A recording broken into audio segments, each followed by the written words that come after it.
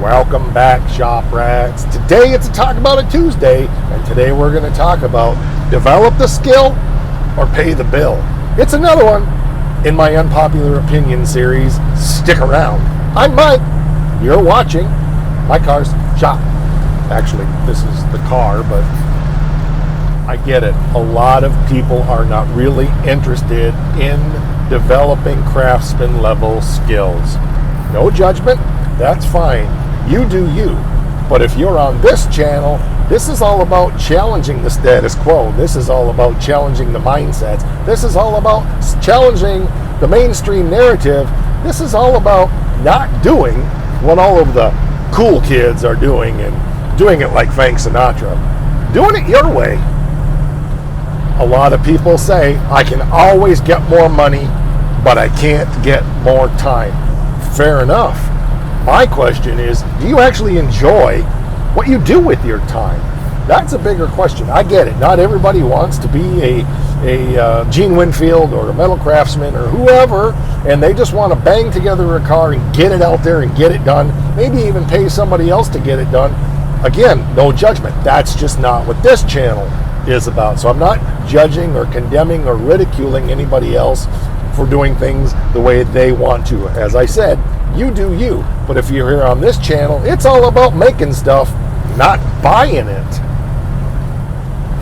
Isn't it amazing how much time we spend working jobs we hate to make money just so we can do something we love? Never made sense to me. I know we need to make money. I get it. But given the choice between working extra to make the money to pay for something at a job that I hate, or being in the shop, building something and making something from scratch that I absolutely love, you see my point. I can't say I've never learned anything by racking up a credit card bill, but I've definitely learned more by it being out in the shop and building something. And I don't mean just buying parts and putting them on the car. I'm talking about taking a piece of sheet metal and forming it and making something out of nothing. Making something that didn't exist into something that does exist, because I was just too stupid to know that you shouldn't be able to do that. Again, fair dinkum. I get it. You gotta do what you gotta do, and you gotta do you. If that's the way you want to do it, if that's the way you enjoy doing it, that's fine. And I realize not a lot of people are interested in being able to take a piece of sheet metal and a sheet metal brake and bend up a floor pan that looks exactly like a factory original. That's what I love to do. I don't care how much time it takes. I don't like spending the money at all, and I would much rather spend my time doing something I love to do, as well as putting more resources and skills and experiences into my personal skill bank. That's important to me. It's important to me so bad that I'm willing to spend the one thing that is irretrievable, my lifetime, to do it. It matters that much to me. I love it that much. I get such a buzz out of that. No swiping of a credit card could ever give me the same thrill. Yeah, but I just buy the parts and I put them in. Great. That's good. It does save you some time. I won't say as much time, not maybe as much time as you think, but it does save you some time. It really does, and I get that. If that's more important to you, then that's great, right? That's not what this channel is about. Did I mention that that's not what this channel is all about? You've heard me talk about the repair shop before. It's a great show with some of the world's, or at least Britain's, finest craftsmen. I would say probably some of the world's finest craftsmen. I mean, these guys didn't get to where they are by buying crap out of a catalog and just throwing things together. They've gotten to where they are by developing craftsmanship and skill. It's old school stuff that's disappearing. How many people do you personally know that can take a wristwatch and tear it apart and put it back together again and make it work? Ain't nobody got time for that. Just buy a new watch. Well, okay, that's fine, right? But what if it's a very special watch that was your great-grandfather's that he carried with himself through World War II? You see what I'm saying? Some things can't be bought. Okay, you can buy a watch, but you can't buy the skill to fix the watch. You have to develop that, and that means putting in the time, putting in the sweat equity, learning, figuring it out. Well, that's different. That's not a floor pan. Same principle. Same principle. Craftsmanship is something that you have to put the time into to develop. You can't swipe your card and buy skills. You can't even go to school ultimately and get skills. It's experience that brings you the real world skills. So I got a story. In my day job, I own a tech company. We do tech support for small, medium businesses all across the United States. We got severely hit by the pandemic because we are a training facility, which means that we take college kids and give them internships and teach them skills to put them back out into the field or hire them into our own company, yada, yada, yada, yada. So when we get a kid fresh out of college, usually junior, senior level, they've got a lot of class time under their belts.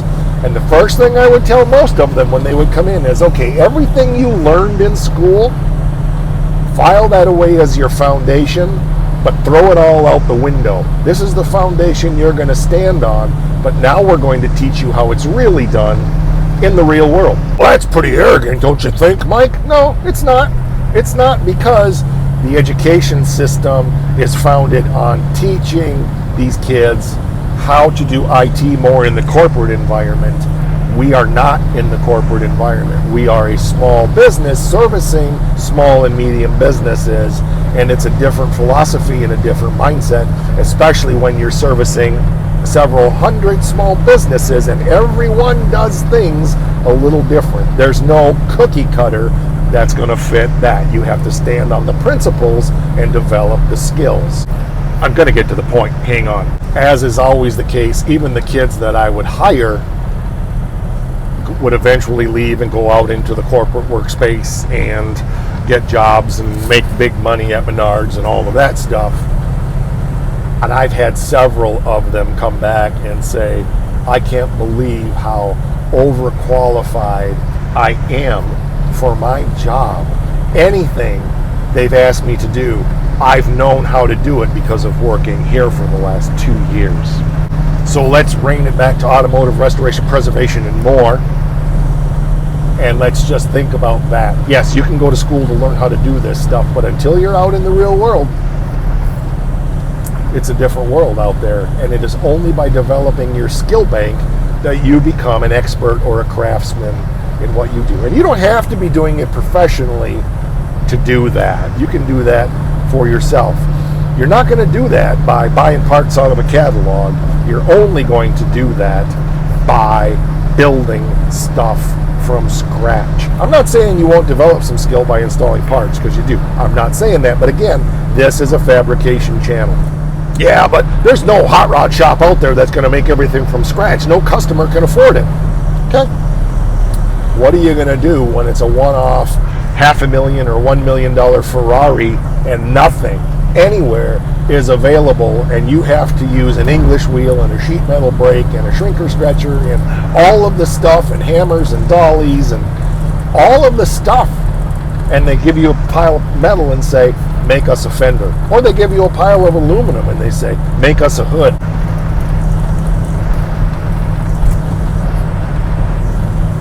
Okay, I get it. Not everybody is going to go work for a Ferrari restoration shop. I understand that. But my point is, it breaks down because there is not every part available for every car. If you're doing it for yourself, that's fine. You do you, boo, right?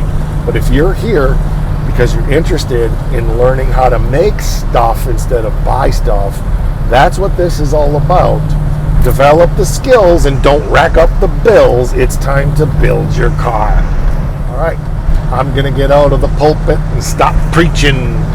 I appreciate you being here. I'm here to challenge the status quo. You don't have to like it, but if you listen this far along, I give you credit because at least you're willing to hear maybe a different perspective than you've had. And there's a few crazy people out there like me that go, yeah, preach it, brother, preach it. Okay, thanks. I appreciate it. All right, we'll catch you on the next one. We have channel memberships for as little as I think maybe the rate just went up.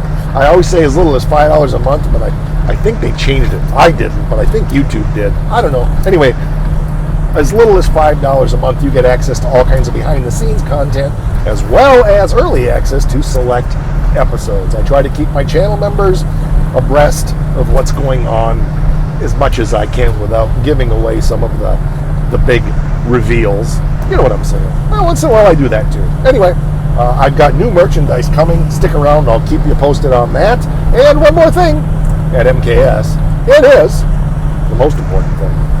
Rock!